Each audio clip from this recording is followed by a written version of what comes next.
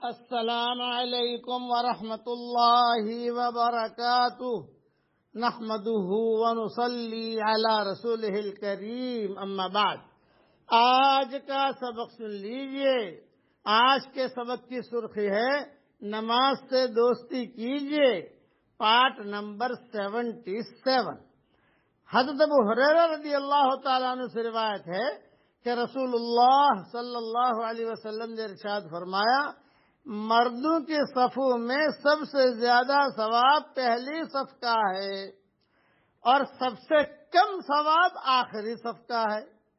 عورتوں کے صفوں میں سب سے زیادہ ثواب آخری صف کا ہے اور سب سے کم ثواب پہلی صف کا ہے۔ یہ حدیث مسلم شریف میں ہے۔ بعض ملکوں کے اندر دیکھا گیا عورتیں جو ہے پہلی صف میں آ کر کھڑی ہو جاتی ہیں اور مرد پچھلی صف میں ہوتے ہیں۔ وہ عورتوں میں دینداری ہوتی ہے یہ مشرقی ملکوں کے اندر تو تہجد میں آ جاتی ہیں، تو بعض ملکوں میں بعض دیہاتوں کے اندر بڑی بڑی مسجدوں میں نہیں، اور ہماری لڑائیاں بھی ہوئی، ہم بھی پہلی صف میں کھڑی ہیں اور محترمہ بھی آ گئی، ارے بھائی تمہاری صف تو آخری ہے، کیا فرق ہے ہم میں تم میں، ہم عورتیں تو مردوں، اب وہ لڑائی کرنا شروع کریں۔ تو یہ حدیث ان کو یاد دلاتے ہیں مسلم شریف کی حدیث کہ مسلم میں یہ حدیث ہے۔ پھر منہ بگاڑ کر ناک جو ہے نا، ناک وہ پیشانی پہ لگ جاتی ہے، یہ مثال مشہور ہے کہ ناک اڑی ٹیڑھی کر کے پھر جائیں گی کہ یہ سب کیا، یہ کیا۔ تو حضور صلی اللہ علیہ وسلم پہلے ہی کہہ چکے ہیں کہ ابھی عورتوں کا آخری صف میں ہونا چاہیے اور مرد جو ہے پہلی صف میں رہے، اور مردوں کو پہلی صف میں آنے کے شوق میں نہیں ہوتا۔ یا اذان ہوگی، سنتیں پڑھیں نہ پڑھیں لیکن باہر کھڑے کھڑے باتیں کریں گے، ٹھاٹ کے ساتھ اقامت ہوگی تو بھاگے بھاگے بھاگے بھاگے آئیں گے چھوٹا سا رومال لے کر۔ یہ نہیں، آدمی پہلی صف میں آ کر بیٹھ جائے۔ دوسرا براء بن عازب رضی اللہ تعالیٰ عنہ کی روایت ہے کہ رسول اللہ صلی اللہ علیہ وسلم صف میں ایک کنارے سے دوسرے کنارے تک تشریف لاتے، ہمارے سینوں اور کاندھوں پر ہاتھ مبارک پھیر کر صفوں کو سیدھا فرماتے اور ارشاد فرماتے، صفوں میں آگے پیچھے نہ رہو، اگر ایسا ہوا تو تمہارے دلوں میں ایک دوسرے سے اختلاف پیدا ہو جائے گا۔ اور فرمایا کرتے، اللہ تعالیٰ اگلے صف والوں پر رحمت نازل فرماتے ہیں اور ان کے لیے فرشتے مغفرت کی دعا کرتے ہیں۔ یہ حدیث ابو داؤد میں ہے۔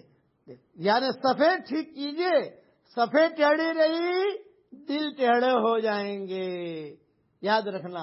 اور ٹیڑھا جو ہوتا ہے وہ محروم ہوتا ہے۔ برتن میں دودھ رکھا ہے، اس کو آپ ٹیڑھا کر دو، الٹا کر دو تو دودھ گر جائے گا، اب وہ دودھ آئے گا نہیں۔ اسی لیے دعا منگوائی، ربنا لا تزغ قلوبنا بعد اذ ہدیتنا وہب لنا من لدنک رحمہ انک انت الوہاب۔ پڑھیے میرے ساتھ، ربنا لا تزغ قلوبنا بعد اذ ہدیتنا وہب لنا من لدنک رحمہ انک انت الوہاب۔ تیری طرف سے ہمیں رحمت دے گا، کیا مطلب؟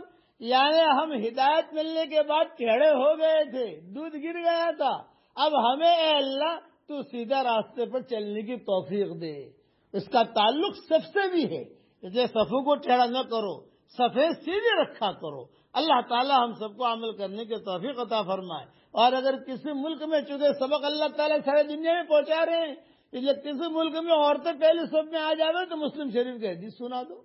ہم تو مسلم شریف کی حدیث سناتے تھے تو ناک بھون تھوڑا چڑھا کر، تھوڑا جو بڑبڑ کر کے اپنی زبان میں دائیں بائیں کہہ کر، چاہے اچھی بات کہتی ہے بری بات کہتی ہے، اپنا مصلی لیا، اپنی بیگ لی اور اپنی تسبیح لی اور گھماتے گھماتے جو پیچھے چلے گئے۔ اس لیے ان حدیثوں کو ذہن میں رکھو، یہ رسول اللہ صلی اللہ علیہ وسلم کی بتائی ہوئی باتیں ہیں۔ اللہ تعالی ہم سب کو اس پر عمل کرنے کی توفیق عطا فرمائے، آمین۔ وآخر دعوانا ان الحمد للہ رب العالمین۔